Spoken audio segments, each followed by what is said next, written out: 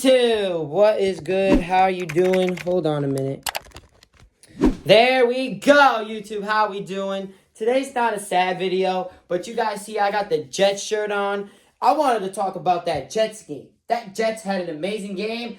I forgot what team they played, but Aaron Rodgers played like prime Aaron Rodgers. That was some fucking ball. Devontae Adams, Alan Lazard.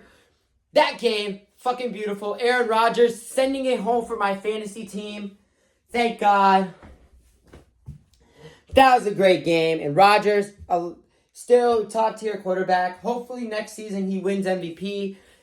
And hopefully gets the Jets to win the Super Bowl so that he has one with the Jets and with the Packers. And then, yeah.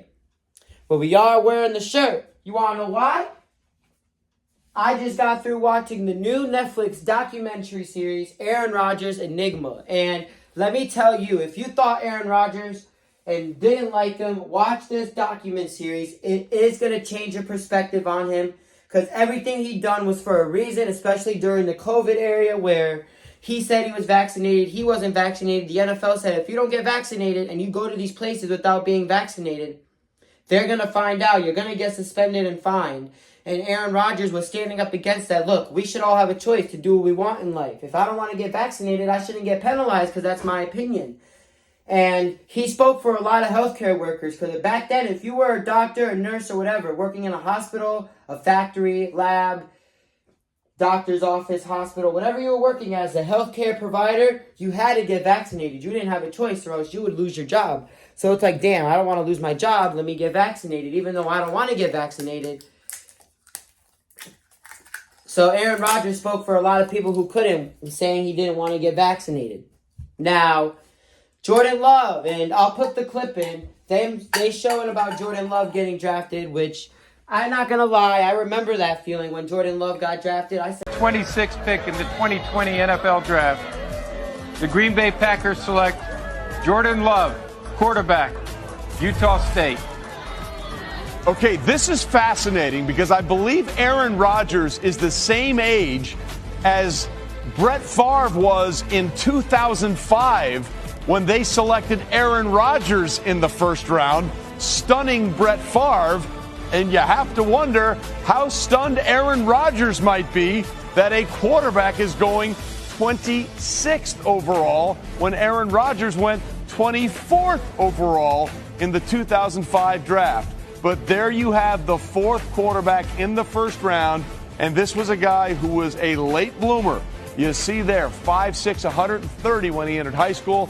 He's now 6'3", 224 pounds, and he broke the records at. All right, we got to get some new wide receivers, but also it was 2020, so I'm like, okay. Green Bay has been under new coach Matt LaFleur for a few years, and the way the team is going, they want to rebuild with the new coach, especially when you have a new coach coming in after a coach has been there so long, you want to rebuild.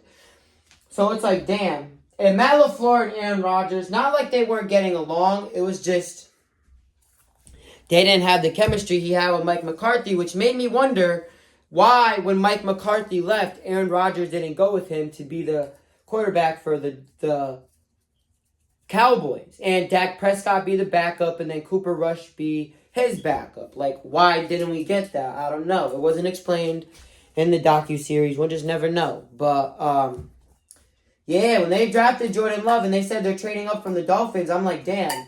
Because at that point, I knew the Dolphins wanted Tua. That was their main goal. They wanted Tua Tagovailoa, and they would have got Jordan Love if they didn't draft. So if they didn't draft down and if they didn't draft up and give the Packers that early draft, they would have got Tua.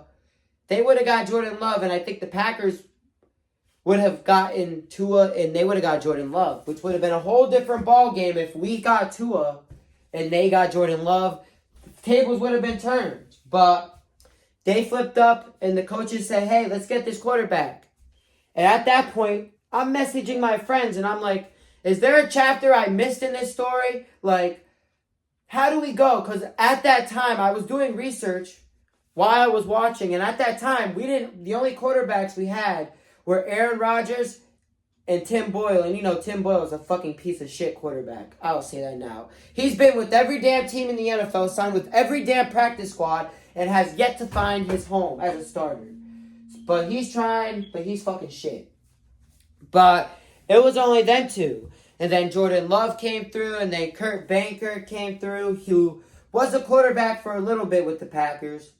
But then, got out and didn't want to be there anymore. But I'm sitting there like, is there a piece I missed? Why are we getting a quarterback? And my friend, and I'm watching all these stuff online, and it's like Jordan Love might be the new future of Green Bay. And I remember the day they drafted him, everyone was fucking pissed out of their minds. Like, big slap in the face to Aaron Rodgers. This is fucking bullshit. We need wide receivers because we can't keep just throwing to Devontae Adams. Randall Cobb's not going to play much longer because he's getting in age. And it's like, what the fuck were we thinking? And Aaron Rodgers gets the message saying they're getting a quarterback, and it's like, oh shit. But, hey, it worked out in their favor. Jordan Love had his moments where, people are like, fuck this quarterback. Or like, hey, stop intercepting this fucking ball. Doing shit like that. But Jordan Love has an amazing year. Led his team. He was on that team for, I think, 2021, 2, 3, 4. He was on that team for 4.5 years as a backup to Aaron Rodgers. Played 1 or 2 games in between those 4 years when Aaron Rodgers broke his thumb.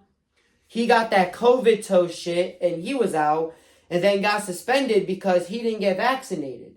So he had some stuff dealing with. So Jordan Love got 1 or 2 games in between that. And then year 4 comes and it's like Aaron Rodgers getting traded to the Jets because he loved Robert Saleh. He loved Nathaniel Hackett and said, New York could be my place. Let me go try this shit out.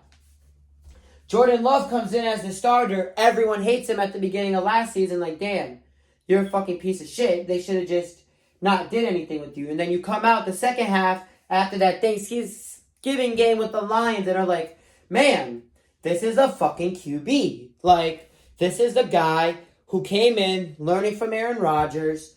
And they even said this. They even showed, I don't have them, but they showed a few clips in the docuseries about Brett Favre's reaction to them getting Aaron Rodgers in the draft. Now, Brett Favre had no intentions of retiring. He was the starter, and then basically, they said, listen, it's not in my contract to teach this guy how to play ball or help him or be a mentor. That's not in my contract. My contract is to be a starter, play ball, and help the guys on the field, not the guys off the field. And he was kind of a douche, I'm not going to say, in his first season. Aaron Rodgers was there. But Aaron Rodgers learned to, take that and be like, damn, so now this is going to take upon me to learn. And Aaron Rodgers did. And now him and Brett Favre are best friends. Aaron Rodgers did break Brett Favre's touchdown record with the Packers, I think, a few seasons ago. And it was amazing. But then they say, okay, we're getting rid of Brett Favre. You were the starter. And Brett Favre played his last season as a Viking, don't forget. He went to the Vikings. Had an amazing season with the Vikings, ended up retiring for a second time because he came out of retirement to go back to the Packers. And then Aaron Rodgers, he went on his retreats, his vacation retreats, ayahuasca retreat, his darkness retreat, which the darkness retreat and those ayahuasca retreats were different. Those ayahuasca retreats were for him to calm his body, find himself. The darkness retreat, he was trying to figure out himself, like, is football still making him happy? Does he want to play another year? And this was all before that Achilles injury. That's what turned him around, that Achilles injury. But the way he recovered, he persevered, which a lot of people say, oh, damn, I got an injury. I guess I can't do what I love for the next maybe a year, maybe 12 months. Damn. Because, spraining your ankle and stuff, that's not severe. That can heal up. When you tear your ACL, especially at 40 fucking years old, that's like losing a part of your body because it's like, damn, I'm 40 fucking years old. My body takes forever to recover.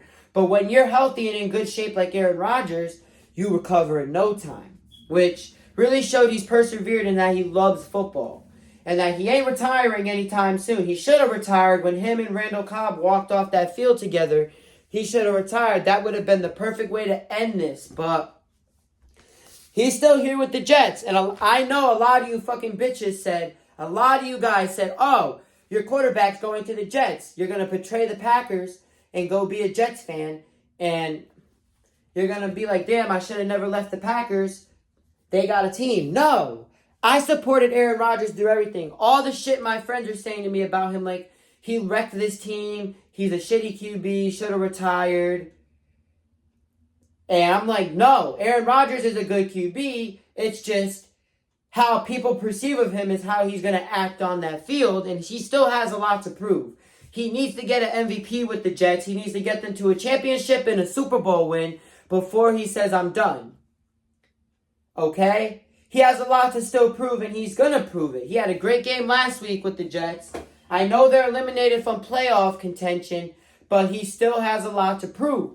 Zach Wilson came in, was a starter, wasn't working out. He went to the Broncos, where he's now sitting behind Bo Nix, which I think is a good option for him. Because unlike Drake May, unlike all these other starters, like Drake May, who else? I'm trying to think of other quarterbacks. Michael Penix, who just got announced as starter this week. Kirk Cousins getting benched. And that really took a hole in my heart because I love Kirk Cousins. Everything he did for Minnesota, that was the thing. That was the play. And, you know, him starting out as a quarterback for the Redskins, then getting his starting job with the Vikings, and now going to the Falcons where they sign a 4-year contract with him. And then they draft that rookie QB in the draft, which everyone says is a slap in the face, just like how Jordan Love getting drafted was a slap to the face in Aaron Rodgers. If they were going to sign that quarterback, because remember, it was different. At the time, Aaron Rodgers was still playing with the Packers when they drafted Jordan Love. With him, he just got signed to a new team. And, you know, Sam Darnold, if he didn't go to the Vikings, would have ended up going there to the Falcons. But Michael Penix is starting. We got Michael Penix. We got Drake May. I'm trying to think of other starters from this year. Like, Drake May's taking his time. He's slowly becoming a good QB. He's not on that Tom Brady level, but he's still something. We got, like, Drake May and Bo Nix, two of the top quarterbacks in this draft class, who are playing phenomenally. And Jaden Daniels had that Hail Mary to win a game against the Bears. And Caleb Williams, who was favored in the draft, the top overall pick for the Bears, thought they were going to turn that whole like team and that like fan base around, but nope. They're still trash. It's because of rookie quarterback. You got to sit them for like 2 to 3 years and let them learn. You can't just throw them out there because playing football from college to playing in the NFL are two separate things. You could be good in college, but then when you get to the NFL, it's a whole different world revolving around you. With college, they're offering you scholarships. You go here to play because we think you're good and we think you can offer a lot. If you're not good, we're taking you off. We're getting rid of your scholarship. The NFL, it's like a revolving trade. You're not good with one team. We cut you. You go to another team to hopefully you're better with them. And it's a slap in the face. But this documentary proves so much about Aaron Rodgers. A lot we didn't know. And I still love him. He's still one of my inspirations. He's one of the main reasons I love football today. You guys know me. I'm very passionate about football. He's the reason I love football. The way he perceives things, the way he's not afraid to speak his mind, and the way he led the Packers, it's just amazing. And I think what he did for the Packers and then Jordan Love coming in is a great fucking way to start this new chapter. We have a good Green Bay team right now. If we kept Aaron Rodgers, we wouldn't be where we are today. With Jordan Love, we are where we are. We had a few games where Jordan Love was not the best, but he's came back and he's learning. He's very patient in the pocket, doesn't get startled like these other QBs when, you know, they got linemen rushing to you in a blitz and they just throw the ball quickly out, which ends up in an interception. Jordan Love stays calm. Like, he be calm, cool, collective in the pocket.